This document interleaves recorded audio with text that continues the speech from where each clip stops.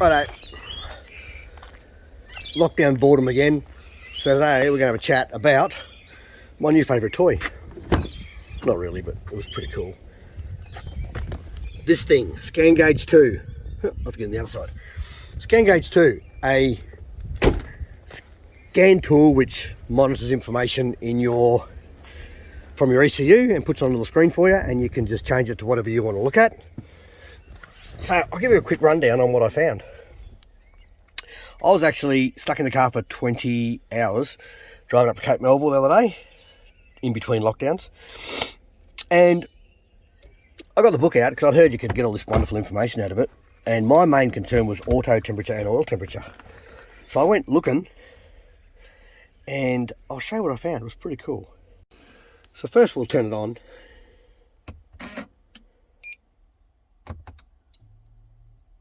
Nah, you have to start the car, righto. No worries. It's a good thing I can turn the aircon on. Oh yes, that's better. Oh, we'll turn the fan down, you'll be able to hear me. Oh, nice. Rightio. So, it was about 250 bucks, I think, a few years back. You plug it in, so you can see down under here, you have let's get out. Right next to the bonnet latch, you've got the OBD2 plug. So this plug and lead comes with the scan gauge. Just plug it in. I just ran it behind the dash. Up behind here, out one of these little slots here.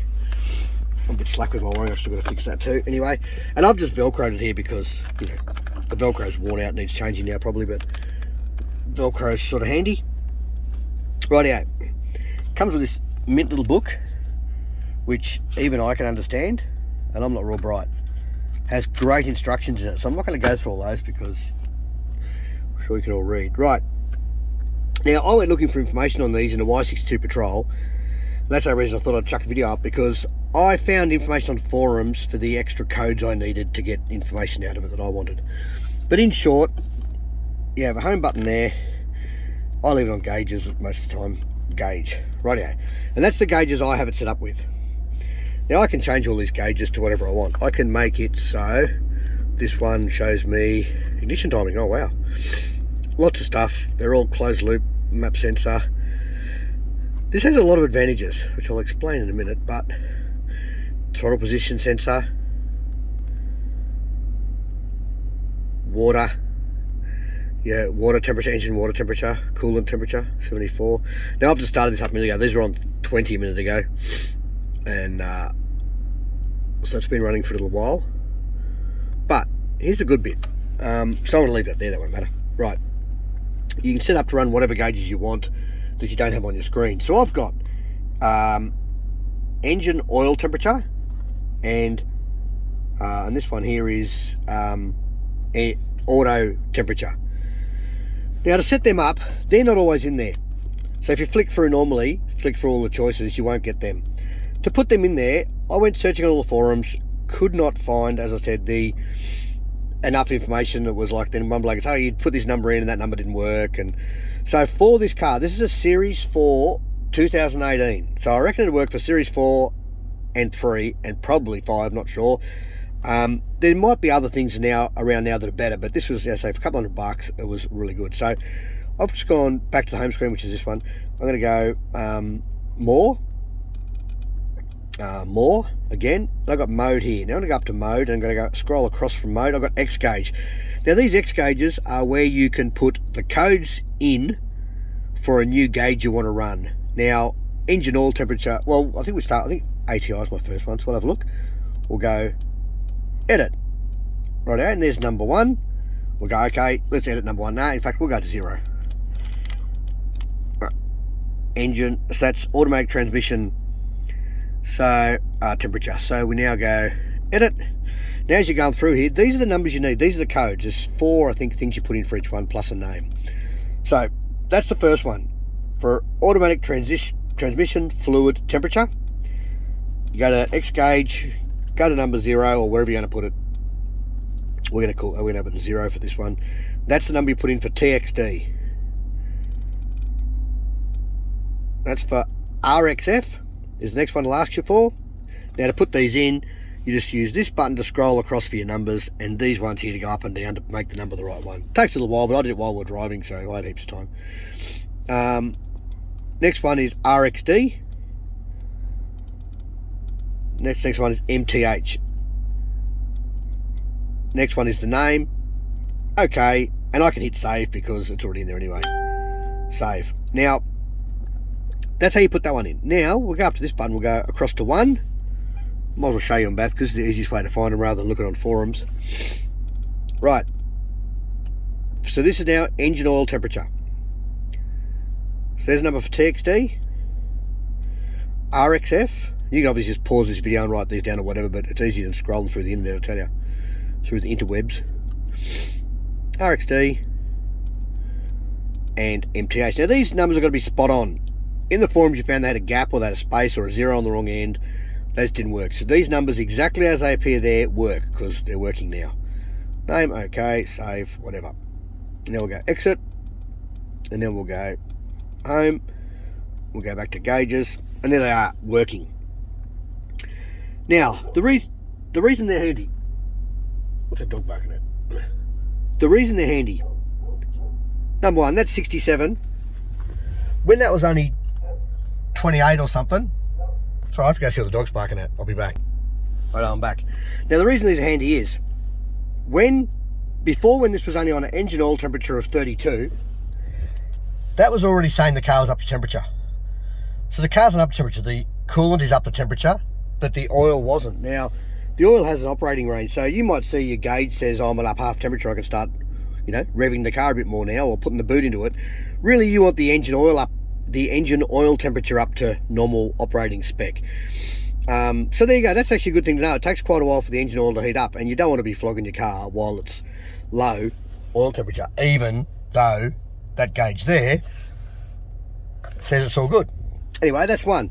Auto temperature, when you're towing or whatever, that goes up and down. Now the engine, well, back to the engine oil temperature, we just did our trip up the Cape. We did 700 k's in low range. Now low range, we're in 35 degrees C.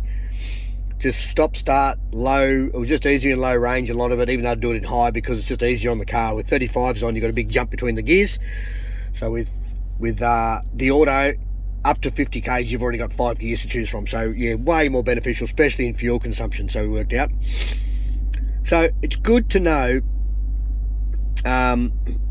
all this information. That auto temperature sat on about, right, auto temperature. When it got to 90, the fan would come on. So that's the other thing. You can see it coming on 90, hear your fan come on, you just flick your eyes down, you see it's on 90, you know where it is all the time, and you hear that fan come on. You go, right, that all works. The engine oil temperature, you can sort of keep an eye on that. Because we're going slow and there wasn't much wind through the, you know, engine and radiators and all that, you know, you can keep an eye on it. It went up to 109, I'm pretty sure, which was, you know, on that 35 degree day in low range, going real slow, no wind, it got up to 109. It normally sits around 90, 95, I think, but it got up to 109, so it's good just to see what it's all doing. Every now and again you might want to stop and give your car a break. I don't think you have to, but I'm going to actually look up what the proper oil operating range is, because I thought that was pretty warm.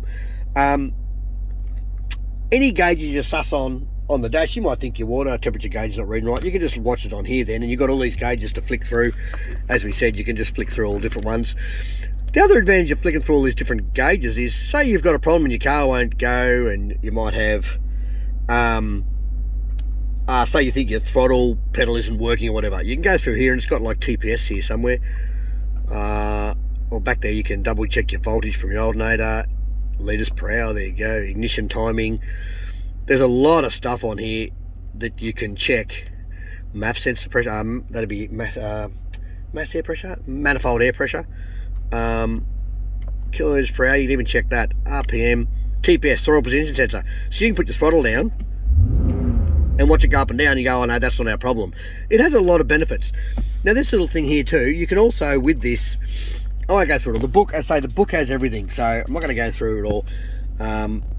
But you can reset engine codes. Now only some, there's different levels of severity of engine codes, but you can reset some. So you might reset them once and then see how it goes, and it might be okay for a while and then come up again, you get it checked out, but you can reset engine codes with this. So it's actually pretty good. So scan, No code error found. There you go. Got none found, so we don't have to reset any. That's nice to know. Now this is the other bonus we got out of this thing, which I was surprised at. Go here, more, display fill up, right? If I hit that now, it tells me it's going to be 99.5 litres to fill. Now I'll set this up. Now to set this whole trip monitoring and fuel usage up, there's a procedure in the book, but you go through and first thing you do is set your speedo error. So while you're cruising along at 100 on GPS, you set this up so it is bang on, so it knows exactly how many litres it's using, how many Ks you've got to go. Now it's working on speedo error, and don't forget I've got 35s on, so it's actually very accurate now, whereas the speedo is not because of the 35s. Well, sorry, the speedo is, but this is the difference. Like, sorry about that. I think my phone either overheated or the memory was full. That's unusual. I'm led to believe we know the speedo reads 10% under. They do on most cars. I've got 3 different brands of cars here. They all do the same. But apparently the odometer is still correct, which is amusing. So that means when you put 35s on, your speedo is now correct, but your odometer is reading under by about 8% with 35s from the standard 33s, which is amusing. But anyway, this here litres, right? When we filled this up, it's saying 99.5 litres to full now. My gauge says, that'd be right, because right on that red line of the zero, when my needle's on the red line of the zero, it takes 120 litres. So I know there's always 20 litres left. So when you go here, range 146, because it is talking about when it says it's empty, which is when that needle hits the red zero. This one won't tell you. This one will tell you. We'll have a look. So it says I need 99.5 litres. So before I move off the screen, that is ridiculously accurate. It's about right looking at where it is on my gauge. When I filled this up, after the first time I calibrated, which is just a case of first time you fill it up to a click and you don't reset it, and mine said like 3,000 litres or whatever I've used since last time I reset it. Next time you fill it up to the click, you then correct these litres just by going up and down with these buttons to where it should be. Now, I corrected that the very first time, and we've never adjusted it since. I put 114 litres in one fill, and it was 114. I put 121.6, it was 121.5. It is ridiculously accurate.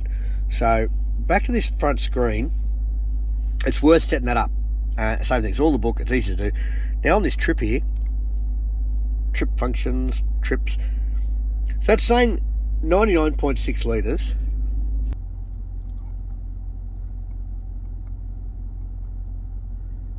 Oh, here we go. Rightio, there it is. Rightio. Tank to empty, 237 kilometres. Now, the reason that's an hour more than 100 kilometres more than that is because this is still going to go to the zero red line, and we know it's got 20 metres left, so it says 145. This says 240 because I'm going full to empty the 100. It's going to use the whole 140 litres.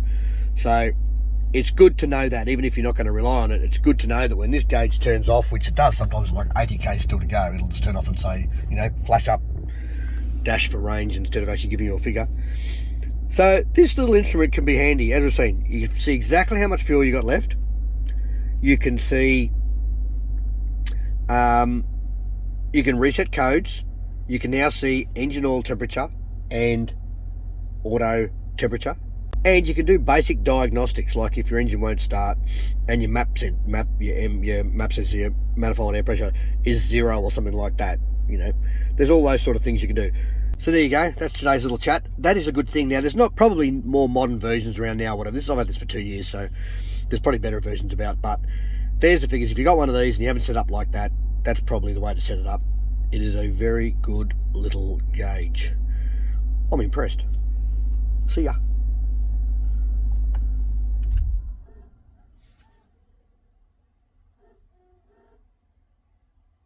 There we go. Bye-bye.